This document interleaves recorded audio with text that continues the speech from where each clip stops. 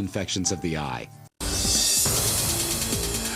In the wake of the London terror bombings, calls have gone out from both sides of the Atlantic for the Muslim community to join actively in the fight against terrorism and accept responsibility for radical elements in their midst. For a reaction, we turn to Hussein Ibish, Vice Chairman of the Progressive Muslim Union, and Stephen Schwartz, Executive Director of the Center of Islamic Pluralism.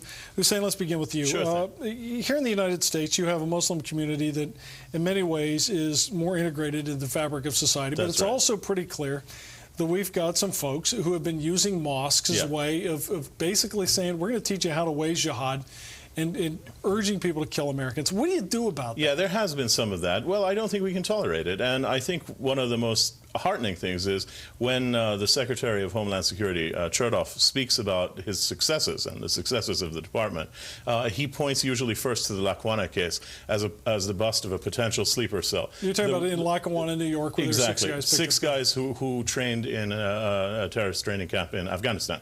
The reason that the government was able to identify those people was people from within the community came forward and said, look, we heard these guys were in Afghanistan, you should check them out. So that's the kind of thing we need to see more of. That's first. Second thing is we can't tolerate extreme speech. We can't tolerate people using religious justifications for violence against civilians, or radicalism. And I think that understanding of that is growing here and overseas. Would you agree with the critique that not enough so-called Muslim leaders have staked out very clear and public positions? In a sense, a lot of Muslim leaders have understandably been defensive. They think, okay, they're coming after us.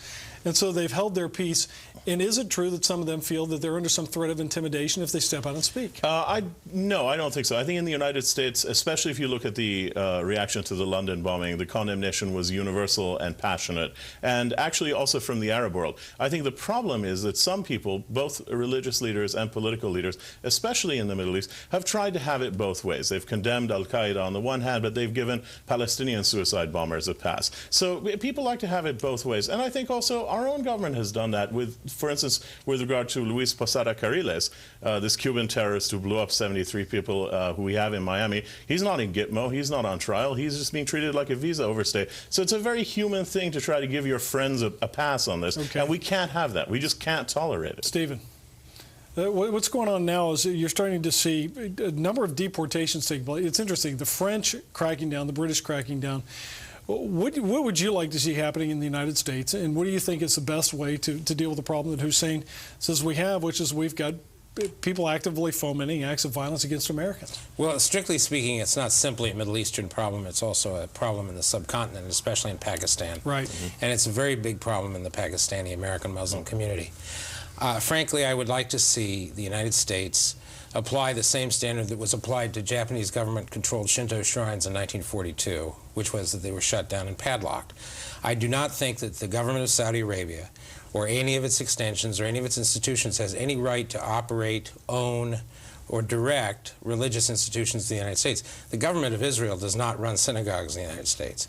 The Vatican, in fact, does not run most of the Catholic churches in the United States.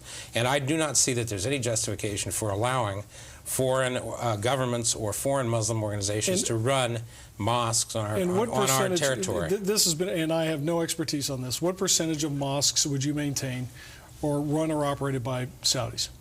Well, operated by Saudis is perhaps not the correct term, but under the influence of the Saudi ideology, I and some Sufis and most of the Shia clerics in the United States have said for a long time that 80% of the main Sunni mosques in the United States are under Saudi influence. Hussein? I think that's an exaggeration, but I would say that there's been too much literature that is hateful that gets distributed. And what happens is people receive literature for free, from overseas, and then they just put it out. That doesn't mean that characterizes the attitude of the people who lead the mosques. I would certainly say that we want to be much more vigilant about asking for responsibility from political and religious leaders. I don't think that we have anything like the discourse here that existed in London with people like Abu Hamza al-Masri, who just went on trial the day before the bombing, or Omar Bakri Mohammed. The worst of the worst in the Middle East gravitated to London during the late 80s and the 90s.